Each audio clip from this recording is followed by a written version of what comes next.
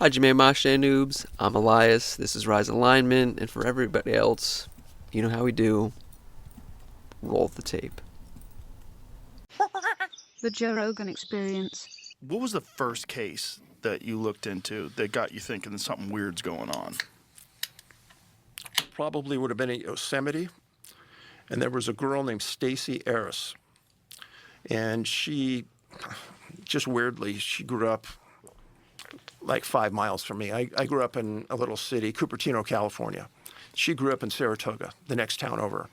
She went with her dad on a trip by horse sponsored by a contractor in the park at Yosemite, and they were going to ride into this place called the High Sierra Camp. Her and her dad and 5 other people. And they get escorted in by a cowboy contractor, and they come to these cabins. And her dad's an older guy. They get to the cabin, and she says, "Hey, Dad, I want to go over here to the point. I want to take some pictures." She brings her camera. And one of the guys, a 72-year-old guy, is sitting at that point, and she goes, "I'm going to go right there and sit with him and take some pictures." He goes, "Sure." Dad watches her walk out. They sits down.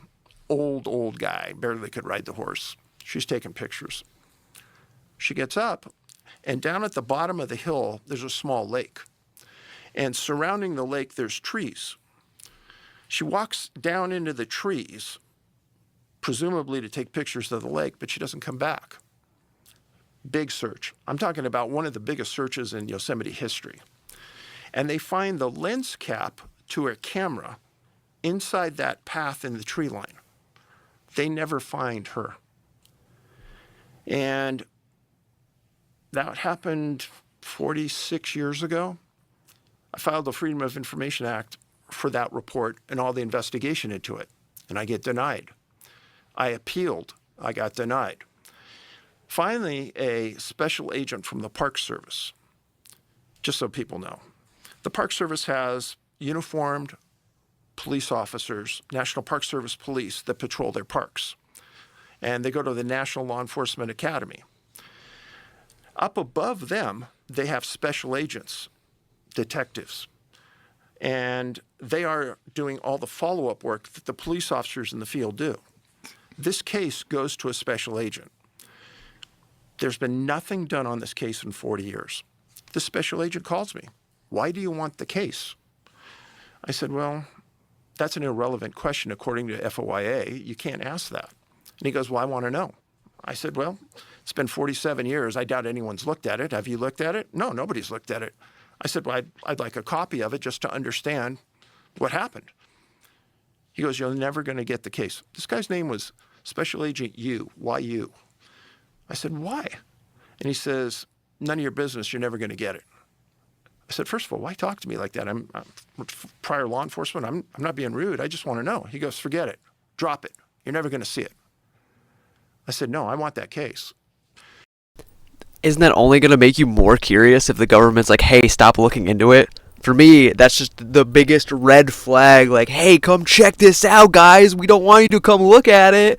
Like, just be more obvious that something weird and sketchy was going on and that you probably figured it out a little bit, but you don't want people to know about it. Just keep just denying them. It's like the most obvious child reverse psychology thing of all time, where you just act nonchalant and like are open about it. The kid will stop giving a crap. But as soon as you like tense up and act really weird and standoffish, your kid's gonna be like, "Yo, something's up. Like something's going on with this. Clearly, obviously, by the way that you're acting, authority figure, parent. Like, what are you doing? Clearly, something's going on. You're being weird." And he goes, "You've never seen any other missing person case, and you're not going to see this one." I said, "Whoa, I have over 30 missing person cases from your agency from around the United States that I've FOIA'd before and I've received." "You're a liar. You said that to me." I said, "No, I'm not a liar. I don't lie. And this is the truth." And he goes, "Well, you're not getting this one. Anything else you want to know?" I said, "No, I think you've done it." And that was it. In that amount of time, I've really found out nothing more about the Stacy Eris case. 14-year-old girl, disappeared, never found, Nobody's ever done anything on the case in 40 years. I still haven't seen it. Now, I talked to Tim Burchett, who you had in here the other day. And I explained to him, I want a meeting with Burgum. And I want to lay out what I have and explain the Who's obstruction. Burgum? The head of the Department of the Interior. Okay. Doug Burgum. Okay. And explain to him the obstructions that are happening in his agency. Those are our reports. If nobody's looked at it in 40 plus years, what does it matter if I have it? Right. The people that were working back then aren't working anymore. It's not like anyone's going to get in trouble. No, half of them are dead. Right. And Tim said, okay, I'll have my people get a hold of you. They got a hold of me. They said that they called DOI. They said that DOI people said, yeah, we'll get a hold of you. I called them 3 times. They won't call me back. So what do you think's going on? So many things. I think so many things are going on. You could go with aliens that are actually extraterrestrial from someplace else in an intergalactic slave trade. You could go with secret government programs that are pretending to be aliens from other places that are also doing some type of like weird abduction and human experimentations and black budget programs in deep underground military bases.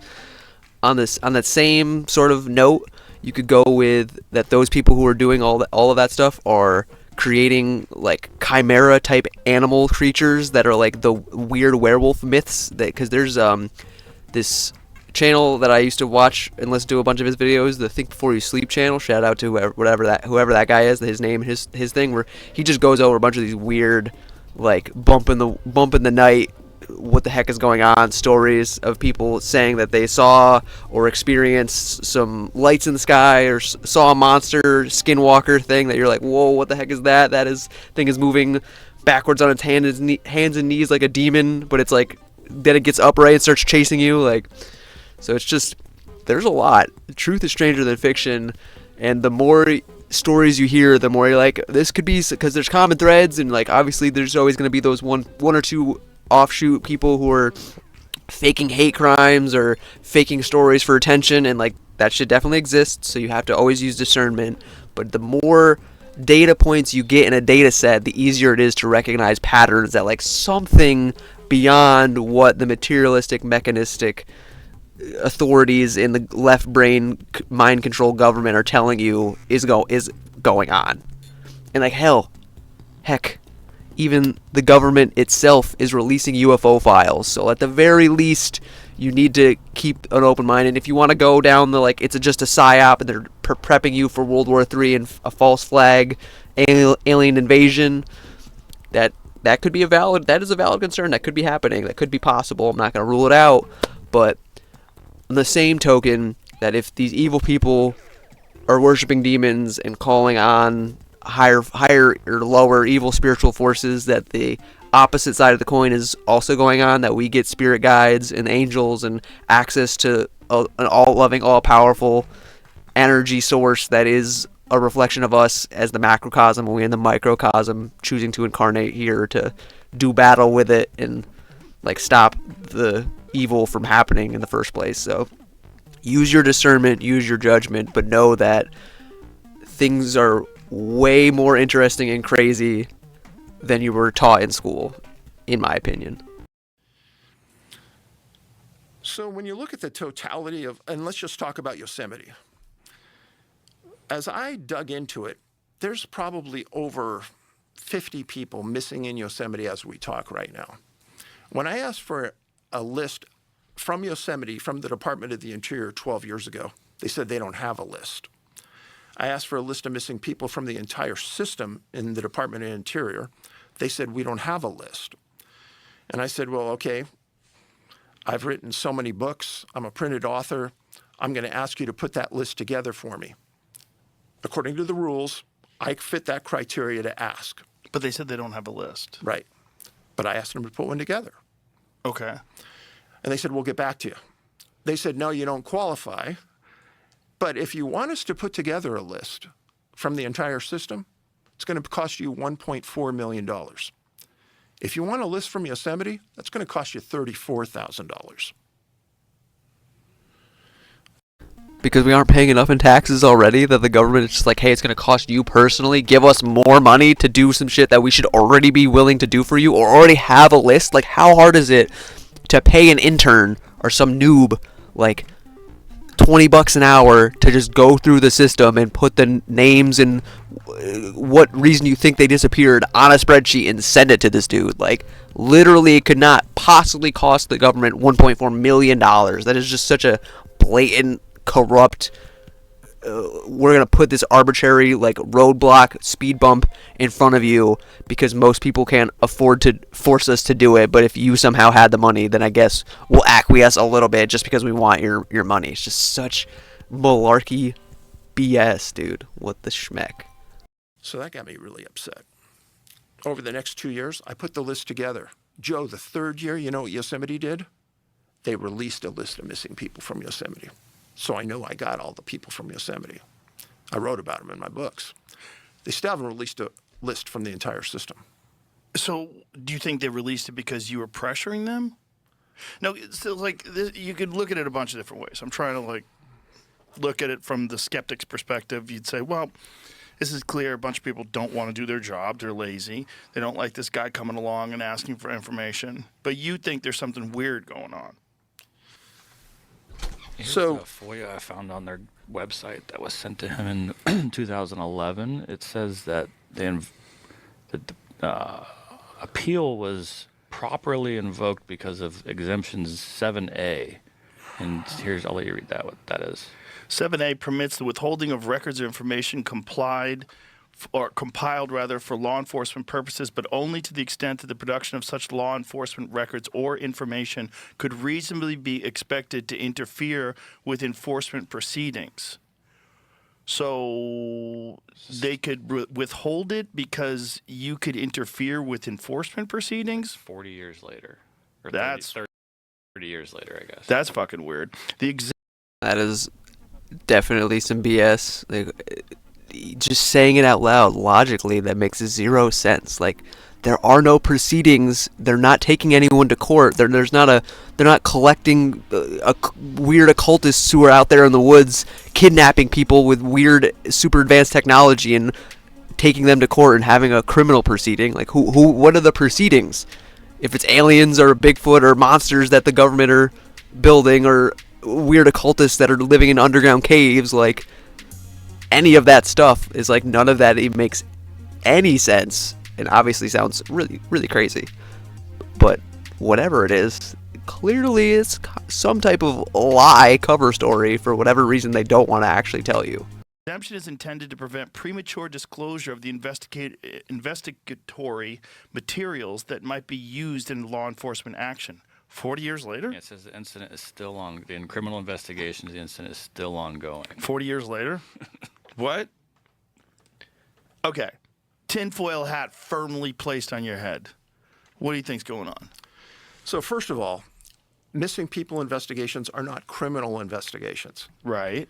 There's nothing criminal about disappearing. If it's a criminal investigation and there's criminal aspects to it, it shouldn't be a missing person case. It ought to be suspicious circumstances investigated by a criminal investigator. Right. It has a classification as a missing person.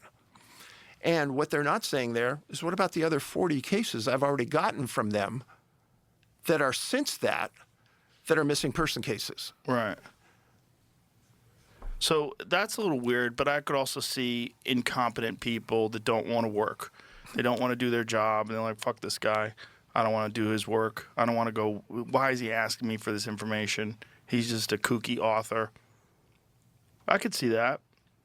But, like, what do you think might be going on with these people? So when I was in law enforcement, I worked on the SWAT team, and we had canines assigned to our team. Joe, I can't ever remember us looking for someone with a dog and the dog didn't find the person. Right. I have 1,200 to 1,500 cases where they bring a canine to find a missing person and the dog can't track, won't track, or turns around, comes down and sits down and is not interested in tracking. That's totally outside the behavior of a dog. Isn't that what happened to that woman recently that went missing? That was a part of this whole group of scientists that were involved in propulsion research. Riza? Yeah. Same sort of situation, right? She was with her friend. They were hiking. They had just talked. The friend was ahead of her. And the friend turned around to ask her a question. She was gone. They do an investigation. They bring in dogs. Can't find anything. The lady's just gone. 100%. You're 100% right. It doesn't make any sense, and it fit that 411 criteria that I laid down, which is why I did a video about it. Her disappearance doesn't make sense. So, do you have suspicions?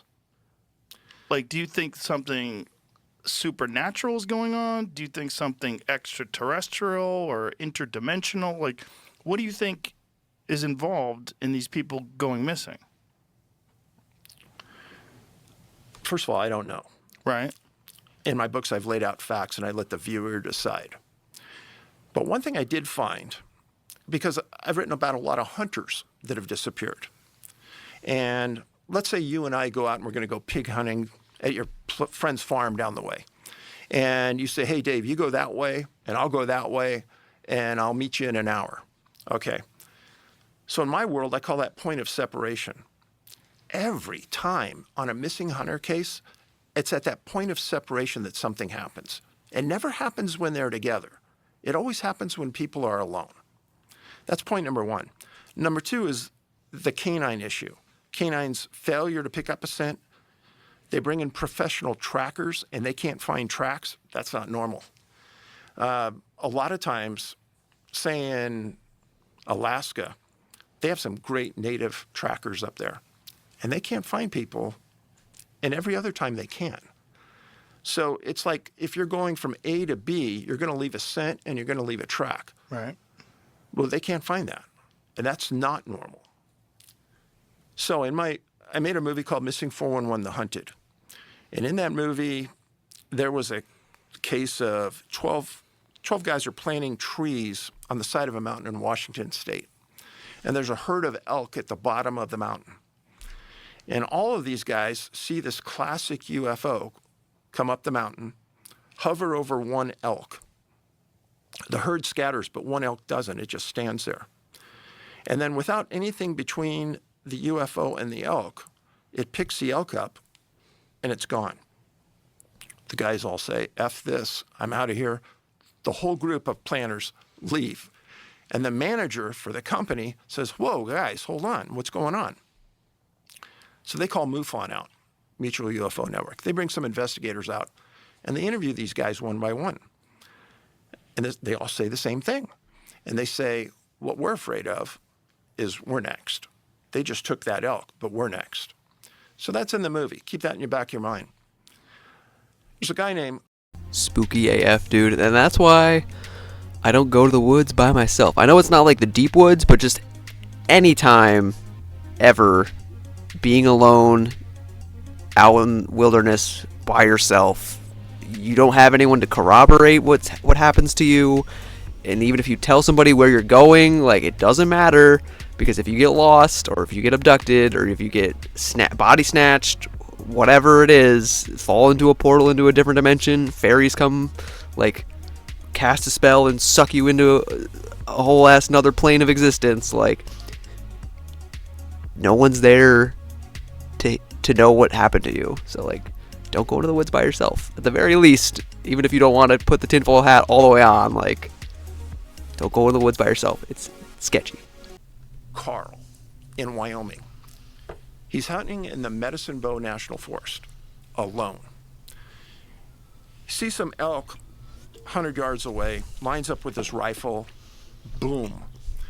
And he says, Dave, it's like everything went into slow motion. I see the bullet come out the gun about 3 or 4 feet, and it drops to the ground. He says, I walked over, and he goes, the elk didn't move, and I pick it up, the bullet. I put the bullet in my pocket, and then 2 alien-type entities walk up to me, and they engage him in mind speak. And what they do is they eventually take him on a craft, and they take the elk on. I see the bullet come out. So that's in the movie. Keep that in your back of your mind. There's a guy named Carl in Wyoming. He's hunting in the Medicine Bow National Forest alone. He sees some elk 100 yards away, lines up with his rifle, boom. And he says, Dave, it's like everything went into slow motion. I see the bullet come out the gun about 3 or 4 feet, and it drops to the ground. He says, I walked over, and he goes, the elk didn't move, and I pick it up, the bullet. I put the bullet in my pocket, and then 2 alien-type entities walk up to me, and they engage him in mind speak. And what they do is they eventually take him on a craft, and they take the elk on the craft. And it's like the elk are frozen there in time. And they have him march behind a screen. And they said, we don't want you. You're going back, mind to mind. And he goes, what's going on? He goes, you're going back. He says, the next thing I remember is falling 10 to 15 feet, he's guessing. He hits his shoulder, probably displaces it, and he rolls down a hill. They're already searching for him because he's missing, his wife, the sheriff. And they take him back, and they take him to a hospital. And they're taking x-rays. And he had tuberculosis scars as a kid. Those are no longer there. And he had other medical issues that are completely cured. The investigators came out, and the Wyoming Department of Law Enforcement looked at that bullet and did an exam on it. And they could not figure out what that bullet hit to make it deform in the manner that it did. I have pictures of it in the movie. It's very odd. See if you can find are the pictures online? I'm looking. Of course you are. If you go to Tubi, Tubi, Missing 411, The Hunted, the movie's there for free. You guys could watch Also, it. check out Gearheads Gone Wild. It's my friend's show. Okay, so no tuberculosis scars, the bullet. So I'm talking to Carl, and I said, well, why do you think they sent you back? And he says, well, I think it's because I had a vasectomy. I said, oh, did they say anything to you about that? No. Okay. So he was 91 years old when I interviewed him, sharp as a tack. How old was he when this encounter happened? I think he was 38, 39. The truth is stranger than fiction, baby. The truth is stranger than fiction. I love this shit so much, dude. It's so great. It's so great. Like, because for me, if that level of technology exists, and if you look into Nikola Tesla and Royal Ray Rife, the technology to cure cancer is already on Earth, but it's suppressed because you can't profit off of free energy or curing cancer anymore. You can't keep people trapped in running on a hamster wheel of fear and confusion and mind control if they're knowledgeable, wise, and have the information and take the action upon the information to remove the chains and stop allowing themselves to be confused and manipulated. Like, it's fascinating, incredible, and we just have to go through like a spiritual evolution, become more elucidated to the nature of human consciousness and what's actually going on, and that our soul is just the holographic infinite reflection, fractal reflection of the one infinite creator. And once you mature and move past childhood into adulthood spiritually, that allows you to become responsible enough to have access to that level of technology, because it would be even more. It's basically like handing a child the button for a nuclear bomb, or like giving you the level of technology from like Iron Giant, where the thing transforms into a giant like energy beam tank that you blow up a whole ship, or like you could destroy the whole planet with that level of technology. And most people are literally like maybe spiritually or like psychologically at the age of like between 7 and like 17. There's just a fat gap of like completely irresponsible knuckleheads that like if you sent them off with that level of technology into the universe, they would be out there banging aliens like Captain Kirk and just never not actually following the don't mess with undeveloped tribes and cultures technology. And there's already people like, because we don't want to be evil fundamentally, most people are good, so releasing us into the vastness of the universe, it would just be too much chaos for the other places that aren't as crazy as us.